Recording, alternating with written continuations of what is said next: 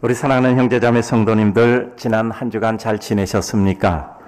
저도 여러분께서 기도해 주셔서 한 주간 아주 건강히 기쁘게 잘 지내고 오늘 감사함으로 말씀을 전할 수 있게 돼서 너무나 마음이 기쁘고 행복합니다. 우리가 오랫동안 시간을 공유한다는 것은 삶의 세월과 세월이 주는 의미가 포함되어져 있습니다. 시간의 공유는 많은 사고의 공유 그리고 마음의 공유를 이루게 해서 그것은 우리 삶의 모습의 형태에 일정한 영향을 주게 됩니다. 저는 말씀을 전할 때마다 이 말씀이 주의 성령으로 우리 성도들의 가슴에 다가가서 어떤 역사가 있을 것인가를 생각하고 기도합니다. 그 말씀이 우리 성도들의 삶에 하나님의 은혜로 다가설 때 우리 성도들의 마음이 기쁘고 우리 성도들이 하나님께 감사하고 우리 성도들이 하나님께 기도하며 하나님의 뜻을 이루어가기를 소원하고 있습니다. 삶이라는 것은 늘 눈앞에 보이는 현상이 있지만 우리는 어른거리는 현상이 아니라 현상이 주는 의미를 파악하여서 하나님의 뜻을 이루기를 애쓰는 것입니다. 우리들에게 정확한 것은 하나님이 우리에게 어떤 해석력을 주셔서 우리 눈에 보이는 현상 속에서 어떤 의미를 파악해낼 것인가 하는 것입니다. 따라서 하나님의 말씀을 들을 때 말씀이 우리 삶에 해석적 능력을 주는 은혜가 되어서 우리 삶에 이루어지는 모든 일들을 보는 것이 아니라 그 일들 속에 포함된 하나님의 뜻과 그 의미를 보기 원하는 것입니다. 우리는 하나님의 뜻을 확신하면 어떠한 시련과 고통이 있을지라도 세상이 내 마음대로 되지 않아도 그럼에도 불구하고 하나님의 뜻대로 흘러가는 하나님의 놀라운 은혜의 섭리를 바라보며 우리 삶 가운데 내가 할 일 결정하고 기쁠 일, 행복할 마음을 결정하게 될 것입니다. 오늘 이와 같은 마음을 살펴보며 하나님의 말씀을 또 생각해 보고자 합니다. 오늘 말씀을 전하기 위해서 지난 2주간 동안 있었던 고린도전서 1장의 말씀을 잠시 상기해 봅니다. 고린도전서 1장 18절 이하에서 나오는 말씀을 우리가 생각해 보았습니다. 십자가의 도가 멸망하는 자에게는 미련한 것이지만 하나님의 은혜를 받은 즉 구원을 받은 우리들에게는 하나님의 능력이라고 말씀하였습니다. 세상이 그리스도를 알지 못하는 자에게는 한없이 미련한 것이지만 그리스도의 은혜와 능력을 받은 우리들에게는 그 십자가의 도가 하나님의 능력이 돼서 우리들에게 구원을 주고 구원은 우리의 삶 가운데 하나님의 능력과 영광을 이루게 하신 것입니다. 그런데 그 십자가의 도를 받아들이는 사람은 고린도전서 1장 27절 지난주에 드렸던 것처럼 세상에 미련한 자들을 택하여 지혜로운 자들을 부끄럽게 하시는 이와 같은 하나님의 은혜의 진리의 역사입니다. 이것은 왜 부족하고 모자란 사람들을 택하여서 오히려 세상에 더 능한 자들을 부끄럽게 하실 만큼 그들에게 은혜를 주셨을까요? 이것은 아무 육체도 하나님 앞에 자랑할 것이 없게 하려 함이라고 말씀하고 있습니다. 내가 어떤 자격과 능력이 구비돼서 하나님의 이와 같은 능력을 입은 것이 아니라 순전한 하나님의 은혜로 내게 구원이 이루어지고 믿음의 능력이 이루어지고 하나님의 감격이 이루어지니 우리는 하나님 앞에 어떤 육체도 자랑할 수 없다라고 말씀드립니다. 그래서 자랑하는 자는 주 안에서 자랑할 것이라 라고 말씀드린 것이 지난주의 말씀이었습니다. 오늘은 이와 같은 말씀에 이어서 고린도전서 2장 1절의 이하의 말씀을 전해드리고자 합니다. 특별히 오늘 2장 4절과 5절 말씀을 보면 내가 너희들을 전도할 때 그 설득력이 있는 지혜의 말이 아니고 다만 성령의 나타나심과 능력으로 너희에게 말씀을 전했다라고 말씀합니다. 어떻게 하면 너희를 설득시킬 수 있을까? 어떻게 하면 너희를 논리적으로 이해할 수 있을까? 라는 관점에서 말씀을 전한 것이 아니라 오직 성령의 은혜와 능력으로 즉 성령의 나타나심과 능력으로 그 말씀을 전했다는 거죠. 하나님의 말씀은 가르침의 때가 있고 그것을 선포할 때가 있습니다. 하나하나 가르쳐서 바르게 인도함과 하나님의 말씀의 선포를 통해서 그것을 통해 그 말씀이 그들의 가슴 속에 다가가 우리의 말씀이 하나님의 은혜로 하는 것을 말씀하고 있는 거죠. 나는 너희들에게 성령의 나타나심과 능력으로 그 말씀을 전해서 믿음은 사람의 지혜에 있지 않고 하나님의 능력에 있다는 것을 너희에게 알게 하려고 했다라고 오늘 말씀하고 있는 것입니다. 우리가 복음을 수용하며 믿음의 구원을 이루는 것, 그리고 구원받은 이가 믿음으로 그 삶 속의 생활의 구원을 이루는 것, 이 두 가지 면에서 오늘 이 말씀을 적용하여 살펴보고자 합니다. 먼저 사도 바울은 그들에게 어떻게 생명의 구원을 전했다라는 것을 말씀하고 있습니다. 사람의 지혜 말로 하지 않고 오직 성령의 나타나심과 능력으로, 성령의 능력에 의거하여 나는 너에게 말씀을 전했는데, 그것은 믿음이 사람의 능력에 있지 않고 지혜에 있지 않고 하나님의 능력에 있다라는 것을 깨닫게 하기 위함이라고 말씀하고 있습니다. 그래서 우리는 오늘 이 말씀을 통해서 어떻게 믿음은 하나님의 능력으로 말미암아 이루어지는가, 사람의 지혜를 넘어선 하나님의 능력으로 이루어지는가에 대해서 말씀을 나누고자 합니다. 그런데 오늘 문맥을 풀이하게 될 때 1절에서부터 차례로 가는 것보단 5절부터 거슬러 올라오는 것이 오히려 이해에 도움이 될 것 같아서 5절부터 말씀을 드리는 것을 이와 같이 오늘 전개 과정으로 가지려고 합니다. 오늘 5절 말씀을 보면 너희 믿음이 사람의 지혜에 있지 않고 다만 하나님의 능력에 있게 하려 함이라 라고 말씀하고 있습니다. 우리의 믿음은 사람의 지혜에서 비롯된 것이 아니라 하나님의 능력으로 말미암아 우리에게 주어졌음을 말씀하고 있는 것입니다. 우리는 하나님의 은혜와 능력 가운데 하나님의 구원의 은혜, 믿음을 받은 것이지 우리가 설득당하고 우리가 지혜로운 가운데 그것을 이해하고 깨달아서가 아니라는 것입니다. 즉 우리들에게 있어서 가장 중요한 것은 하나님의 능력이 우리들에게 다가왔고 그 능력으로 말미암아 내 마음에 하나님의 말씀을 이해하고 깨닫고 받아들일 수 있도록 강권적인 하나님의 은혜를 주셨다는 겁니다. 내가 어떤 논리적으로 설득을 받아서, 내가 감복을 받아서, 내가 거기에 감동을 이루어서 내가 하나님의 믿음의 은혜와 구원의 역사를 이룬 것이 아니라는 것입니다. 따라서 우리들이 믿을 때에, 믿음을 가지려고 할 때, 또 나아가서 생활 속에 믿음의 능력을 발휘할 때, 즉 믿음을 굳게 하려고 할 때 우리는 기본 출발과 자세를 바로잡고 시작해야 합니다. 내가 예수 그리스도를 믿는 구원의 말씀을 받아들일 때, 내가 구원의 말씀을 내 생활 가운데 능력으로 발휘할 때도 마찬가지입니다. 내가 어떤 지혜로 그것을 깨닫고 어떤 계획을 하는 것도 중요하지만 그 위에 하나님의 능력이 우리에게 함께해서 믿음이 내 삶의 능력이 되어야 한다는 것입니다. 전하는 것도 내 지혜와 지식으로 행하는 것이 아닙니다. 왜냐하면 내 지혜와 지식과 논리와 구조로 전하게 되면 내 지식과 지혜의 한계가 다가올 때가 있습니다.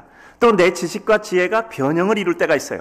내가 이제까지 가졌는데, 이런 지식과 지혜와 논리를 가졌는데 어느 날 시간이 지나니까 내가 그때 너무 초보적인 생각을 했구나. 책을 한 권 읽을 때하고 책을 똑같은 내용을 10권 읽을 때하고는 전혀 생각이 다릅니다. 그 책을 똑같은 그 분야의 책을 100권 읽을 때하고는 한 권 읽을 때하고 생각이 전혀 달라요. 내 지혜와 지식의 근간이 나의 모든 하나님의 말씀을 적용하고 이루는 그와 같은 근간이 됐다면 시간이 지나면 나의 지식과 지혜도 틀려지는 거예요. 내가 전에는 이게 옳다고 생각했는데 나중에 생각해보니까 그것보다 더 고등한 어떤 지식과 지혜가 있었단 말이에요. 그럼 그때 어떻게 감당하시겠습니까? 그러니까 우리가 믿음이라는 것은 내 지혜와 지식과 내 판단에 의해서 결정하는 것이 아니라 성령께서 우리 마음에 주시는 그 은혜를 가지고 내가 믿음도 받아들였고 내가 어떻게 믿음대로 살까도 내 논리와 구조에 따라서 결정하는 것이 아니라 하나님이 우리에게 주신 성령의 은혜와 능력으로 그 일을 이루게 된다는 것이죠. 내가 복음을 전할 때도 내가 부인되고 사라져야 돼요. 어떻게 내 지식으로, 내 논리로, 내 관계로 내가 복음을 전할까가 아니라 우리는 하나님의 능력이 나타나기를 간구하며 복음을 전하는 겁니다. 내 생활 속에서도 어떻게 내가 말씀으로 살아갈까를 내 지식과 논리와 구조를 가지고 하는 것이 아니라 하나님의 능력에 따라서, 말씀에 따라서 그것이 내게 힘되기를 간구하며 주의 역사를 이루어야 되는 것이죠. 우리 삶에서 주님의 은혜와 능력을 체험하며 사는 것, 내가 은혜를 입었다면 내 삶도 주님의 인도하심으로 겸손히 그 영광을 이룰 수 있어야 합니다. 믿음의 사람이 믿음을 적용하여 살아가는 방법을 한번 좀 더 생각을 해봅니다. 받은 믿음을 내 삶에 적용하여 살려고 할 때 우리는 자꾸 내 관성과 습관과 익숙함이 우리의 지혜로 어떤 일을 하려고 우리를 인도하는 것을 봅니다. 그러므로 우리를 능가하는 믿음의 법과 길과 힘을 가지고 우리의 삶의 길을 생각하고 결정하고 실행하기 위해서는 끊임없이 내 자신을 부인하는 영적 전투가 있어야 합니다. 어떤 출발을 할 때 가장 중요한 것은 방법을 설정하는 겁니다. 우리 그렇잖아요. 목적을 정했으면 그저 목적에 접근하는 방법을 설정해야 돼요. 음식을 먹을 때도 맛과 배부름과 건강 아니면 내가 원하는 어떤 것이 있어서 이 음식을 먹을까 저 음식을 먹을까 결정하는 겁니다. 목적이 정해지면 그 다음에는 방법을 설정하게 되는 것이죠. 내가 누구를 도와주는 것, 내 삶의 최고선이고 기쁨이다 생각하고 내가 그것이 내게 유익하다라고 생각하면 우리는 그것을 내게 있어서 선택하는 기쁨으로 삼게 됩니다. 각자가 소중하는 그 소중한 것이 있죠. 사람은 목표를 설정하면 가치가 달라집니다. 또 가치에 의해서 목표를 설정하게 되죠. 그래서 성숙의 기준은 회기를 벗어난 다양함을 존중하고 그 가운데 서로를 소중히 여겨 이룰 하나님의 나라라는 큰 틀에서 유익과 하나님의 뜻을 받아들이는 것입니다. 그래요. 목적이 설정되면 우리는 방법의 다름을 인정하고 소중히 여기며 그 목적을 이룰 하나님의 뜻을 받아들여야 돼요. 요즘 사람들이 사는 게 참 힘들다 그래요. 이러저런 얘기하니까 요즘은 좀 위로를 받고 사는 게 3가지라네. 첫째는 BTS, 둘째는 손흥민, 셋째는 유현진. 그 위로받을 게 없으니까 우리는 스포츠 스타나 아니면은 예능 뭐 이런 대중예술 스타들을 통해서 위로받고 산다고 해요. 참 사는 게 힘들다는 거죠. 그러나 그럼에도 불구하고 우리들에게 있어서 지금 내 눈에 어른거리는 것이 내 삶의 전부는 아니라는 것을 우리는 늘 생각하고 있습니다. 우리는 지금 내 삶에 어른거리는 삶의 현상들이 있잖아요. 또 무슨 국제적인 정세 속에서 가뜩이나 삶은 이렇게 어렵게 가고, 그런데 제가 늘 말씀드리지만 제가 분당에 와서 28년인데 올해는 어렵습니다라는 말을 안 한 적이 하나도 없었어요. 그런데도 불구하고 점점점 모든 것들은 좀 나아지고 이런 과정을 겪었겠죠. 이 어려움이라는 것은 언제나 비교적인 어려움과 그리고 내가 원하는 상태와 그리고 내가 이룬 상태가 달라서, 즉 목적과 성취도가 다르기 때문에 늘 마음의 어려움을 겪고 있는 것이죠.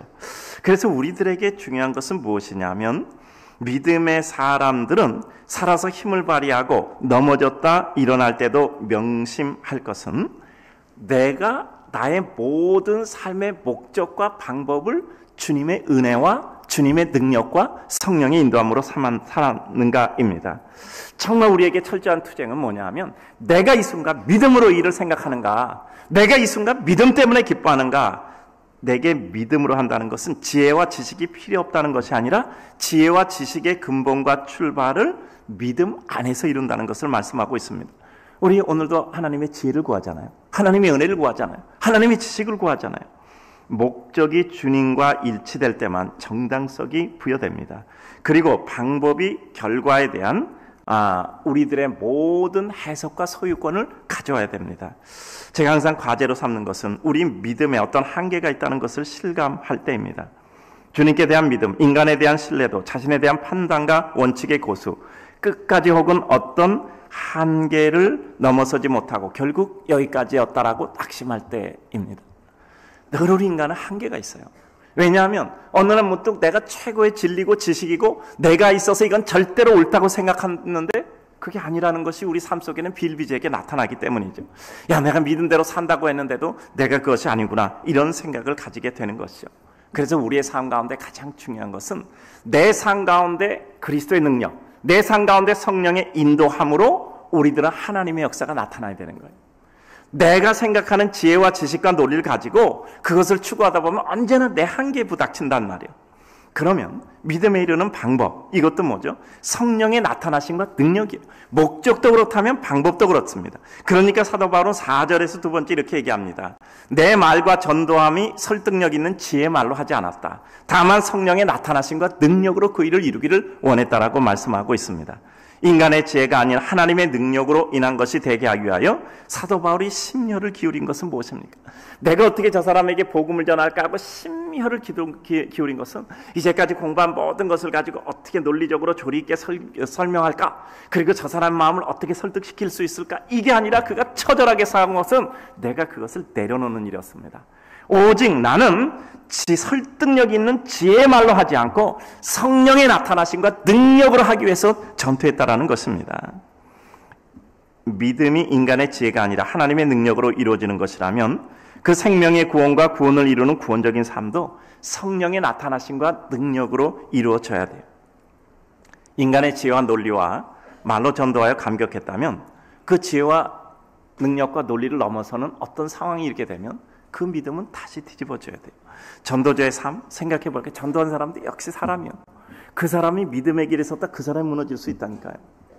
먼저 된 자가 나중되고 나중된 자가 먼저 되잖아요. 그러면 그 사람이 그렇게 말하는데 그 사람이 무너지는 거 보면 내가 그 사람에게 설득돼서 받은 복음은 이건 지푸라기에 불과하단 말이에요. 그 사람이 전도했기 때문에 믿은 게 아니에요. 그 사람이 전도한 그 내용에 하나님의 능력이 함께했기 때문에 우리가 믿은 거란 말이에요.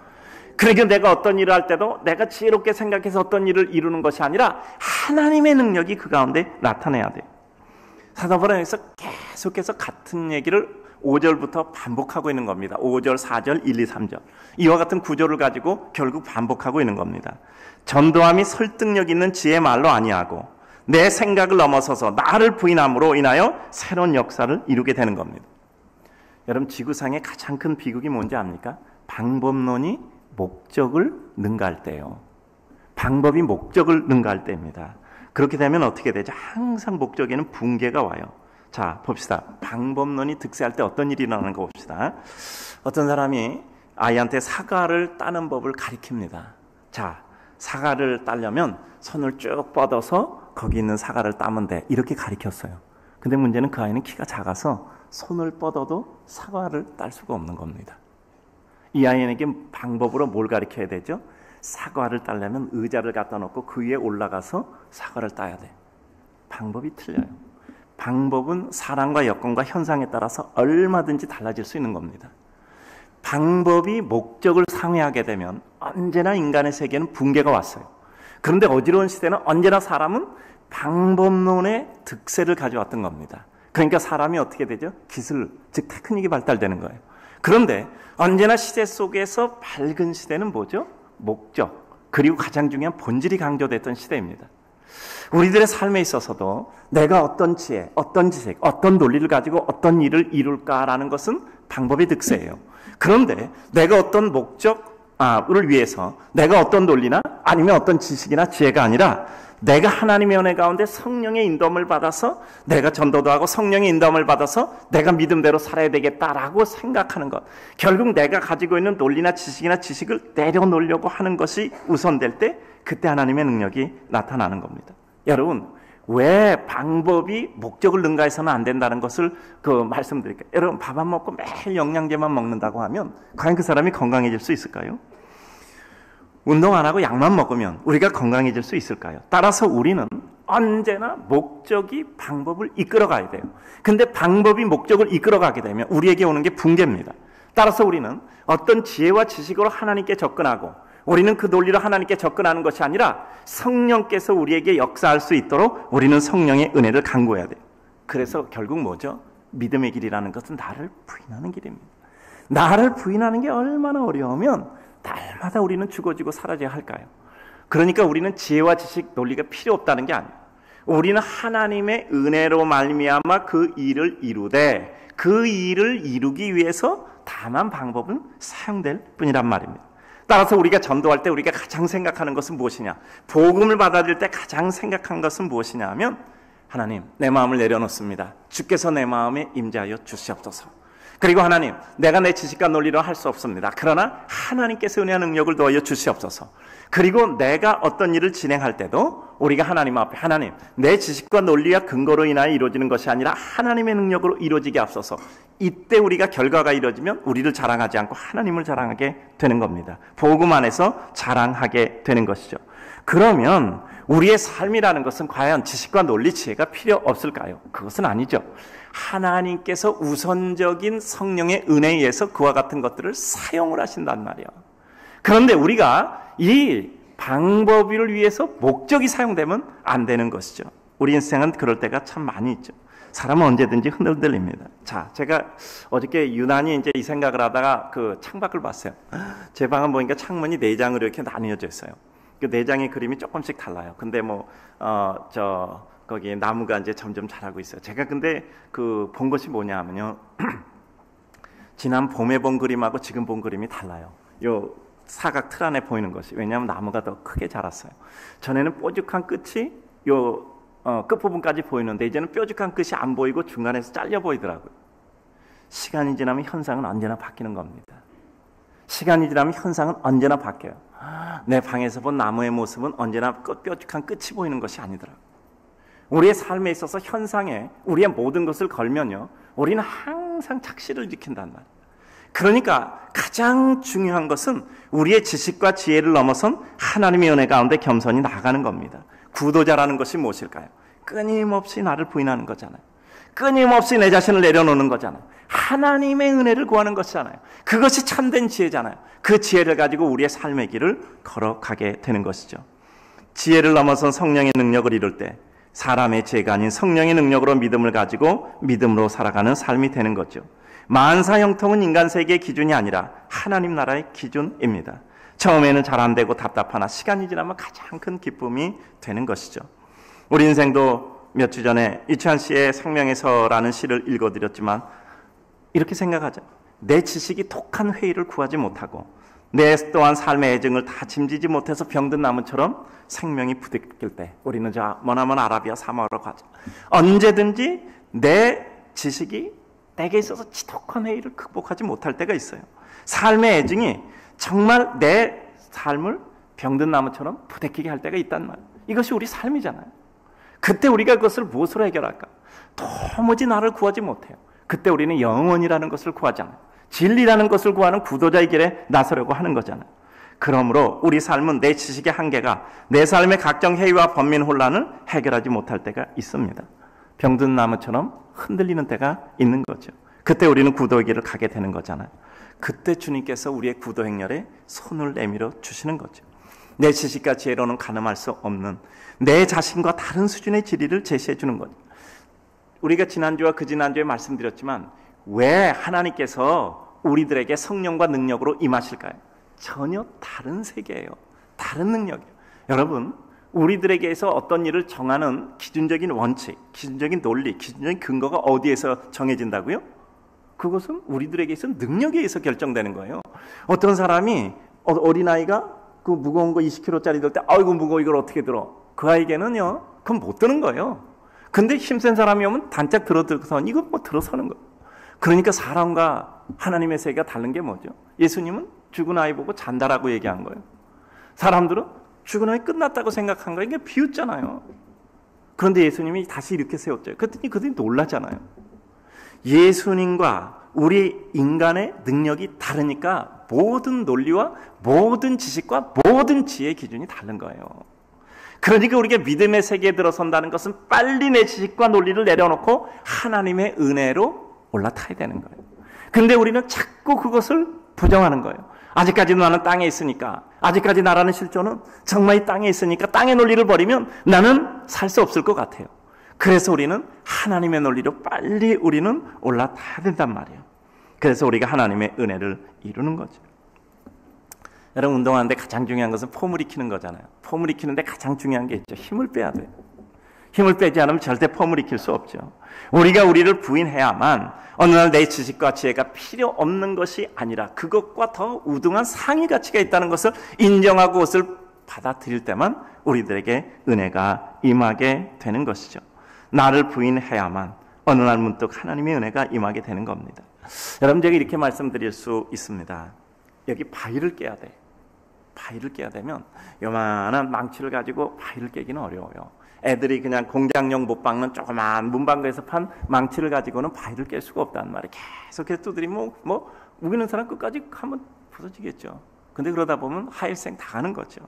그때는 뭐죠? 바위를 깨려면 큰 해머를 가져와서 두드려야 되는 것이죠. 여러분, 인생의 문제는 내 수준의 지혜와 지식과 논리가 가지고는 해결이 안 되는 겁니다.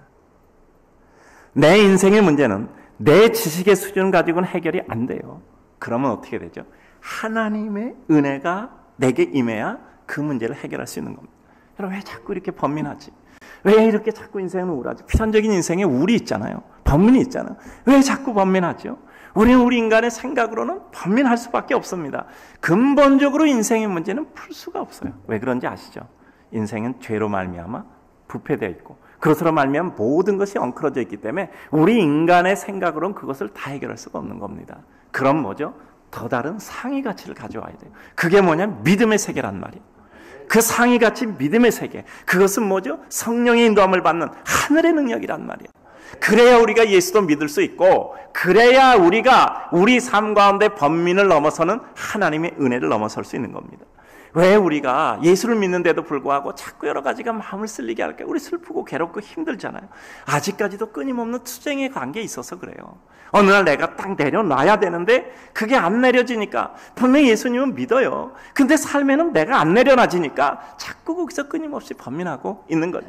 그러니까 어리석은 부자처럼 엉뚱한 생각이나 하든지, 정말 예수님께 찾아왔던 그 준수했던 부자 청년처럼 그 재물을 버리지 못해서 마음에 번민하고 괴로워하며 다시 돌아가든지 하는 것이죠. 마지막으로 본질의 집중을 위해 가지를 치고 집중 가치에 치중한다는 겁니다. 본질의 집중을 위해서 가지를 치고 집중 가치에 치중하는 거죠. 1, 2, 3절에 이렇게 말씀하고 있습니다. 형제들아, 내가 너에게 나가 하나님의 증거를 전할 때 말과 지혜 아름다운 것으로 하지 아니하였다. 예수 그리스도와 그 십자가에 못 박힌 것 외에는 아무것도 알지 아니하기로 작정하였다라고 말씀하고 있습니다. 뭐죠? 그는 그가 잡은 상위 가치에 집중하기 위해서 다른 모든 것을 다 버렸다는 거예요. 가장 중요한 것을 발견했을 때 그것에 집중하기 위해서 이제까지 것 중에서 가장 중요한 것이 아닌 것을 하위 가치로 설정하여 포기하고 중요한 것에 집중하는 것이죠. 저는 2절 말씀이 상당히 범상치 않아요. 예수 그리스도와 그 십자가에 못 박히신 것 외에는 아무것도 알지 않기로 작정했다라고 말씀합니다. 사도 바울은 당대 최고의 이와 같은 지식과 지혜를 가지고 있었던 사람이요. 그런데 그러면 그것을 버렸다라는 것은 그게 아무 소용없다라는 것이 아니잖아요. 그것보다 더 큰 가치와 지식과 지혜를 발견했기 때문에 나는 거기에 집중하기로 했다는 거예요. 내가 이제 공부한 거 아무것도 아니라는 것이 아니라 그것보다 더 소중한 것이 있으니까 거기에 집중했다는 것입니다. 이건 이상하고 특별한 결정이 아니에요. 진정한 진리와 가치를 발견했을 때 누구나 자연스럽게 일어나는 겁니다. 밭에 감추인 보화의 비밀을 알잖아요. 농부가 남의 밭을 기경하는데 거기서 보물단지를 발견했어. 근데 그것을 가져가면 남의 물건 가져가는 거죠. 그러니까 다시 덮어놓고 그것을 사기 위해서 어떻게 하지? 자기 가재도구, 집 뭐든 다 팔아요. 다른 사람은 미친 사람이야. 근데 이 사람은 가장 지혜로운 사람이야. 합법적으로 그 보물을 갖기 위해서는 다른 게 다 없어져도 괜찮아. 그러니까 이 사람은 지혜로운 일을 하고 있는 거죠. 진주장수의 비유. 값비싼 진주를 샀을 때 다른 거 다 포기해도 그걸 잡으려고 애쓰는 거예요. 정말 예수 그리스도의 복음이 우리들에게 이런 최고 가치, 최고선인가? 아니면 나의 마음을 위로하는 정도고 어려울 때 와서 주님 앞에 내 어려움을 해결해달라 기도하는 정도인가에 따라서 우리 삶의 간격은 달라지는 겁니다. 모든 것을 억지로 할 수는 없어요. 그래서 주님은 때때로 우리에게 항상 좋은 것만 주지 않고 때로는 어려움을 주셔서 믿음이 우리들에게 큰 은혜와 기쁨일 수밖에 없다는 것을 우리들에게 감격 속에 허락해 주시는 것입니다. 사람 누구나 자기가 생각하는 최고 가치가 있어요. 그리고 누가 생각하는 자기 삶에 이거는 정말 놓을 수 없다고 생각하는 게 있습니다. 그래요. 우리에게 있어서 그것은 예수 그리스도겠죠. 늘 말씀드리지만 본질이 뭐라고 말씀드렸죠? 한 가지 가지고 모든 것을 열어가는 마스터키라고 말씀드렸죠. 우리가 기쁨을 얻으려면 예수 그리스도, 우리가 슬픔을 극복하려면 예수 그리스도, 우리가 죄사함을 받으려면 예수 그리스도, 우리가 구원받으려면 예수 그리스도, 우리가 행복하려면 예수 그리스도. 이 예수 그리스도가 마스터키잖아. 그 키는 모든 문을 다 열 수 있어. 이게 본질이란 말이야. 그러면 우리는 뭐죠? 정말 가장 중요한 것을 위해서 우리는 무엇을 더 집중해야 될까를 결정하게 되는 것이죠. 저는 기도 제목 중에 소박한 기도 제목이 하나 있습니다. 그래서 늘 이런 기도를 가끔 합니다. 하나님, 제가 이 세상에 숨 쉬고 있는 한은 제가 걸어 다닐 수 있도록 축복하여 주시옵소서. 여러분들 그렇게 되기 원하면 아멘 하세요.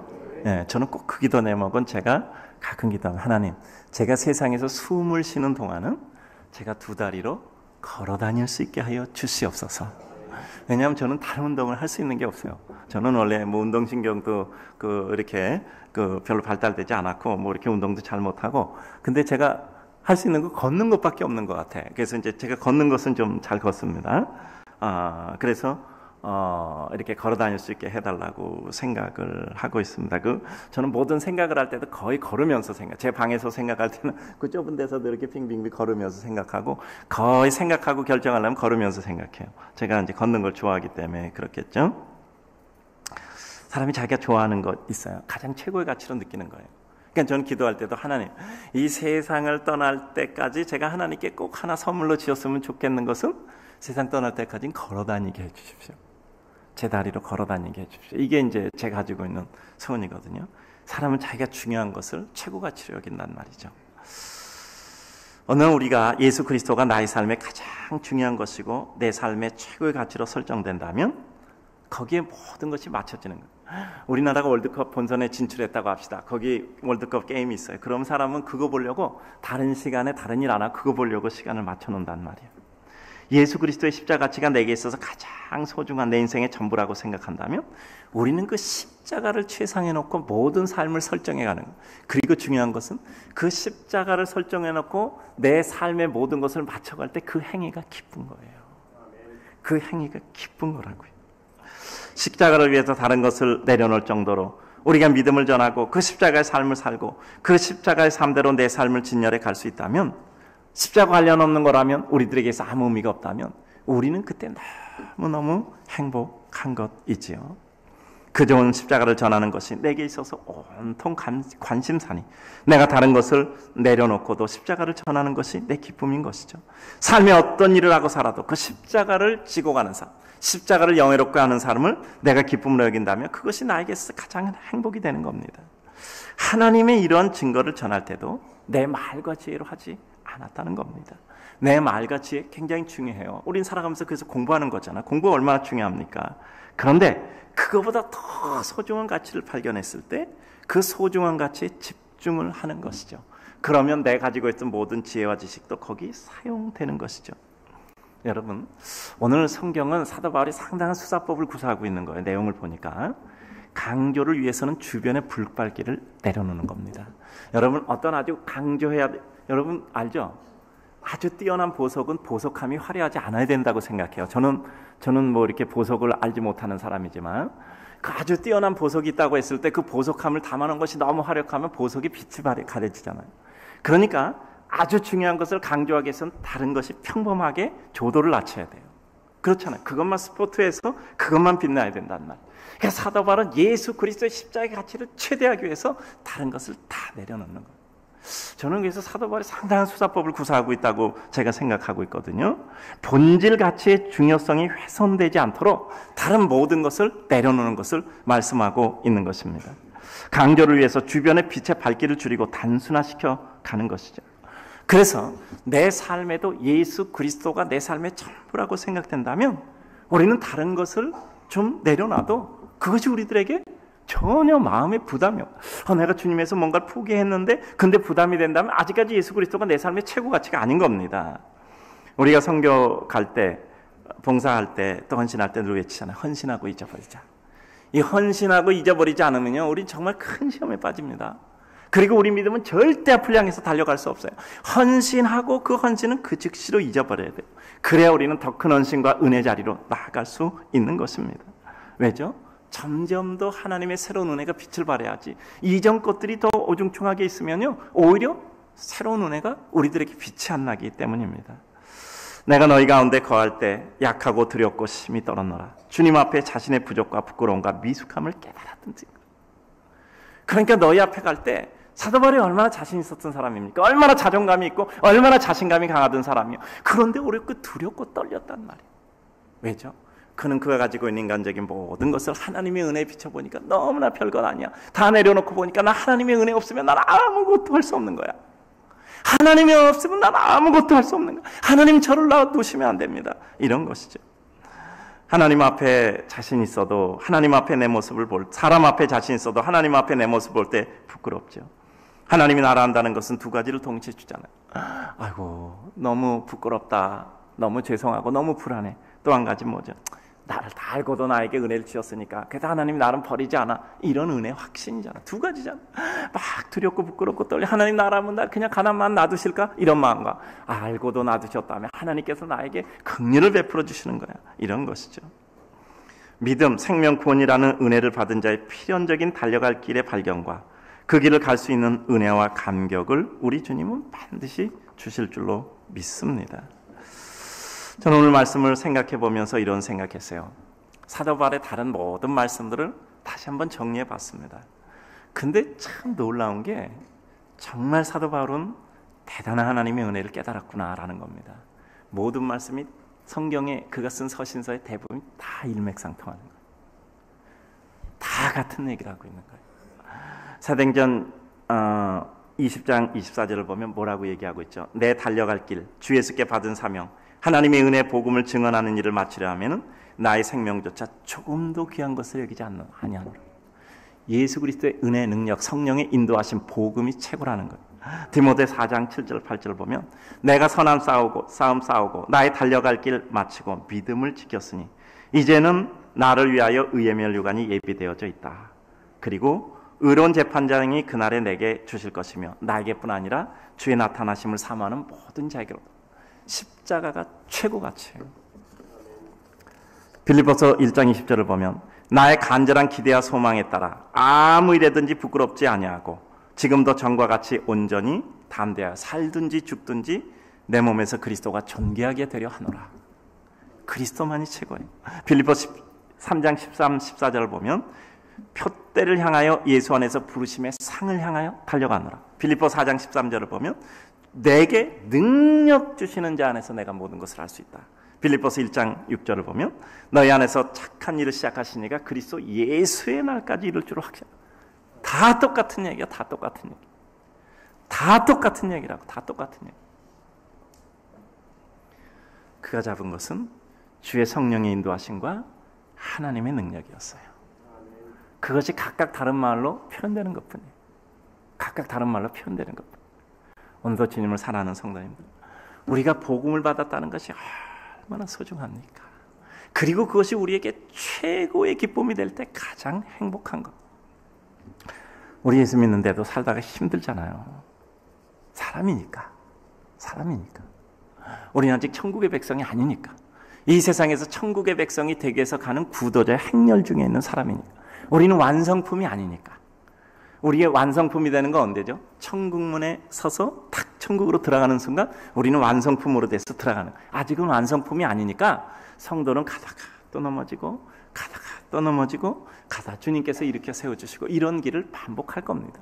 그러나 그 가운데서도 우리가 이 세상에 있어서 보다 더 큰 기쁨과 은혜를 누리려면, 그렇지, 내가 갈 길은 이거지, 다시 일어나는 거예요.